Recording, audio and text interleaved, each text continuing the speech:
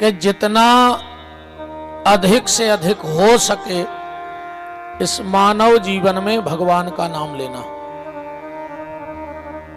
देखो, आदमी दो प्रकार का जीवन जी रहा है, एक ढोंग का जीवन और दूसरा ढंग का जीवन। दो प्रकार की जिंदगी है हमारी। और अगर उसको ये कहें कि आज के जितने भी लोग हैं भगवत कृपा से कुछ बच गए हो तो बड़ी कृपा है, पर सबका जीवन दोहरा है।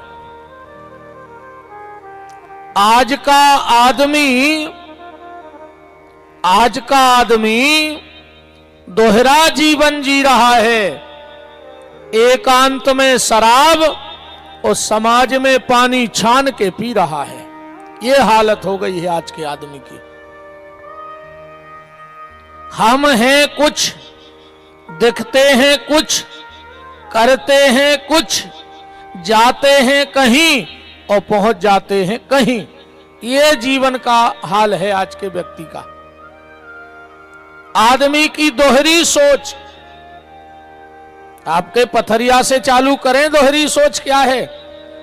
ईमानदारी बताना, अगर हमारी बात में जरा सा भी फर्क पड़ जाए तो। अगर दूध में माछी गिर जाए तो आदमी दूध फेंक देत, तुलसी में सरा देत, अलग कर देत। काहे? बोले माछी गिर गई। दूध में अगर माछी गिर गई तो दूध अलग कर दो, और कहूं घी में माछी गिर गई तो। आज तक को उन्हें पथरिया में किलो 2 किलो घी फेंको बाहर कि माछी गिर गई थी, फिर आराम से माछी उछटा दे तो में से है। ये सोच के नहीं है। हमारे घर में कुछ गलत हो जाए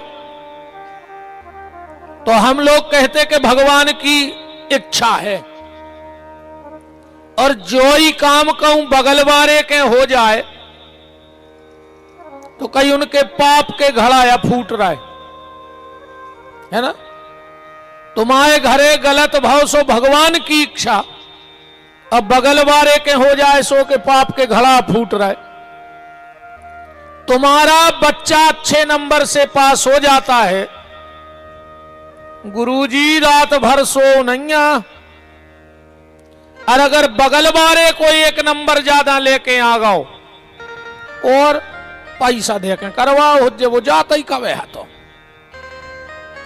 ये सोच आदमी की बन के रह गई है। अगर अच्छा दामाद मिल जाए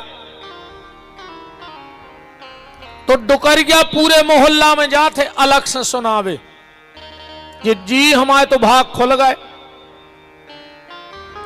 ऐसो दामाद मिलो है जहां मोड़ी के थे उते बैठा थे, जब के थे जब लुआ के आऊ थे। मोड़ी के पेट को पानी नहीं डुलन दे रहा हो। एक दिना मोड़ी ने रोटी नहीं खाई, दामाद अलग होगा बहुदत्ता से। हमने कौन पुण्य करे थे कि ऐसो दामाद मिलो। अच्छी बात है, भगवान सबको ऐसा ही मिले। पर अगर लड़का बहू को लुआ के दमोए तक चलो गओ तो बई डुकरिया मोहल्ला में केवे जाते वो के घर के कछु करवाए हैं मोरे लड़का पे, को की ससुराल से कछु ऊपरी करवा दो हमारे मोड़ा पे। अच्छा, तुम्हारी मोड़ी को दामाद घुमाए सो तुम्हारी मोड़ी को भाग, और लड़का बहू को लुआ जाए तो के पूरे घर के गुनिया पंडा का है। यह सोच आदमी की बन के रह गई है। हमारी जो सोच बेटी के लिए है वो बहू के लिए क्यों नहीं बन पा रही है? और जिस दिन जो सोच तुमने बेटी के लिए बना रखी है वो बहू के लिए बन जाएगी, उसी दिन तुम्हारा घर स्वर्ग बन जाएगा। देखो, अगर तुम्हारा बेटा अच्छा निकला तो तुम्हें स्वर्ग देगा। जिसका बेटा अच्छा निकलता है वो उसे स्वर्ग का अधिकारी बनाता है। कब? तुम्हारे मरने के बाद, तुम्हारे जीते जी पहले तो तुम्हारी सेवा करेगा, और जब तुम शरीर त्याग दोगे तो विधिवत तुम्हारे क्रियाकर्म करके तुम्हें पितरों से मिला देगा और तुम स्वर्ग के अधिकारी हो जाओगे। बेटा अच्छा निकला तो स्वर्ग देगा, और अगर बिटिया अच्छी निकल गई तो वैकुंठ दे है। जिस दिन हरे मंडप के नीचे बैठकर तुम अपनी बेटी का कन्यादान करोगे, समझ लेना उसी दिन तुम्हारी बेटी ने तुम्हारे वैकुंठ के दरवाजे खोल दिए। बेटी जीते जी मां बाप को वैकुंठ का अधिकारी बनाती है, बेटा मरने के बाद स्वर्ग देता है। पर अगर घर की बहू अच्छी निकल गई तो न तुम्हें स्वर्ग जावे की जरूरत आए न वैकुंठ। तुम भली झुपड़िया में रहत हो, बस तुम्हें वही झुपड़िया में स्वर्ग दिखा दे और वही में तुम्हें वैकुंठ दिखा दे। अकऊ बहू गड़बड़ निकल गई तो न तुम्हें नरक जाने आए। तुम भली महलों में रहत हो, बस तुम्हें महलों में नरक से खतरनाक यातनाएं भुगवा दे। तो जो सोच हमारी बेटी के लिए है वो बहू के लिए बनाओ, फिर देखो तुम्हारा घर अपने आप वैकुंठ बन जाएगा। तो निवेदन ये कर रहा हूं कि आज का आदमी दोहरे मापदंड की जिंदगी जी रहा है। एक ढंग का जीवन और दूसरा ढोंग का जीवन। भैया ये मनुष्य जीवन है जो ये भगवान के द्वारा दिया हुआ एक तोहफा है, उपहार है। कोशिश करना कि इस मनुष्य जीवन का जो उपहार तुम्हें ईश्वर ने दिया है उसका उपहास ना बन जाए, इसका मजाक ना बन जाए, इस चीज का विशेष ख्याल रखना। तो खूब भगवत भजन करो, खूब नाम लो। पर आज की स्थिति जा बन गई है कि आदमी को भगवान से मतलब ही नहीं है। अब भगवान की पूजा नहीं हो रही।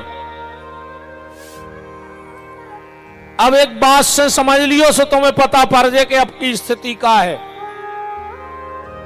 एक जंगल में एक गुरुजी रहते, ध्यान से सुनत जाइयो बात। एक जंगल में एक गुरुजी रहते, उनके आश्रम में आ गई एक बिलज्जा। अब बिलज्जा करे गुरुजी को भारी परेशान, वे भजन न कर पाए।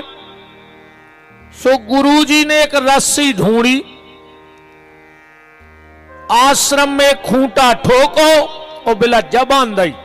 अब वे भजन करन लगे।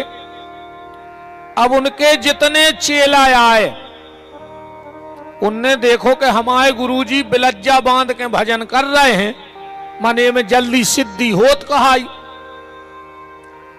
अब उनने जा बुद्धि नहीं लगाई कि बिलज्जा उदम करती सो गुरुजी ने ऐसे बांध ली। उनने तो सोची कि बिलज्जा बांधे से जल्दी कृपा होत कहाई। अरे जितने चेला हते उनने एक बिलज्जा ने बचन दी। गांव में क्षेत्र से ढूंढ ले आए वे तो जनगत बांधे बिलज्जा और भजन करें। कछु दिन में गुरुजी मर गए।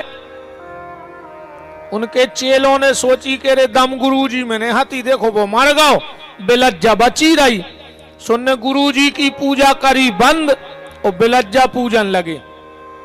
गुरुजी को भूल गए, बिलज्जा ही भगवान हो गई। कछु दिन में बिलज्जा ही मर गई। चेलों ने सोची के दम बिलज्जा में नेती रे बातो बाबी मर गई। तेरे खूंटा बचोरा मेन खूंटा कहाओ। सुनने बिलज्जा कुमाए धर के खूंटा पूजन लगे। सो बैगत हमारी तुम्हारी हो रही।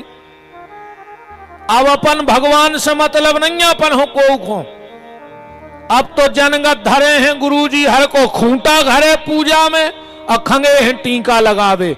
गुरुजी भीतरे बैठे, तुम्हें ते टीका लगा रहे ने, तुम्हें शर्म लग रही। तुमने इंसान को भगवान बना दिया, जबकि भगवान अगर स्वयं चाहे तो दूसरा भगवान नहीं बना सकता। भगवान अगर खुद चाह ले तो दूसरा भगवान नहीं बना सकता। और हमने इंसानों को भगवान बना के अब भगवान की पूजा बंद। अब ने राम की पूजा, ने कृष्ण की पूजा, ने शंकर जी की पूजा। अब तो एक दो बाबा चपेट लाए और नहीं को लगे हैं टीका लगावे। बिलंजे ने पूजो रे, खूंटा ने पूजो। भगवान की पूजा करो जो वास्तव में हमें ईश्वर का जो स्वरूप है, ईश्वर का जो दिव्य प्रतिमा है, ठाकुर जी साक्षात भेष में हैं, उसकी पूजा करो। अब आदमी भगवान को तो पूछो ही नहीं चाह रहा हो। बताओ अच्छा गलत तो नहीं कह रहे? वे तो जनगत अपनी अपनी सिंहासन में धरे हैं फोटो बाबों की लगे हैं। मेरा बार बार आपसे हाथ जोड़ के कई निवेदन है, आप तो ईश्वर का भजन करो। तुम्हें राम अच्छे लगते हैं, कृष्ण अच्छे लगते हैं, दुर्गा अच्छी लगती है, गणपति अच्छे लगते हैं, भोलेनाथ अच्छे लगते हैं। आपकी जिस स्वरूप में श्रद्धा हो पर पूजा करो भगवान की। खूंटा पूजवो बंद कर दो। तो खूब नाम जप करो प्यारे, जितना अधिक से अधिक कर सकते हो उतना नाम जप करो। इस कली काल में अगर सबसे कोई सरल, सहज, सुलभ साधन है तो वो है भगवान नाम संकीर्तन। खूब राम जी का नाम जपो।